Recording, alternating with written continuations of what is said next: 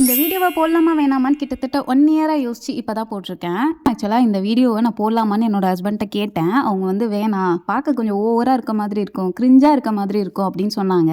எனக்கும் அப்படி தான் தோணுச்சு.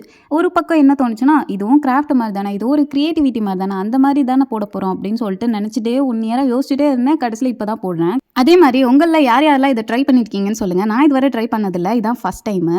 ஆக்சுவலாக இது வந்து எனக்கு ஒரு சர்ப்ரைஸ் மாதிரி. கரெக்டாக மேரேஜ் ஆகி 1 மந்தில் ரம்ஜானுக்கு முன்னாடி நோம்பு டைம் அப்போது நைட்டு தொழுதுட்டு வந்துட்டு தைல பாட்டில் என் கையில் வந்து கொடுத்தாங்க. ஸோ உனக்கு ஒரு வேலை இருக்குது அப்படிங்கிற மாதிரி சொன்னோன்னே நான் நினச்சேன் ஏதோ காலில் கையில் இடிச்சிருச்சு போல், தேய்ச்சி விடணும் போல் அப்படின்னு நினச்சேன். அதுக்கப்புறம் இந்த இலையை எடுத்தோன்னே எனக்கு வந்து தெரிஞ்சிருச்சு.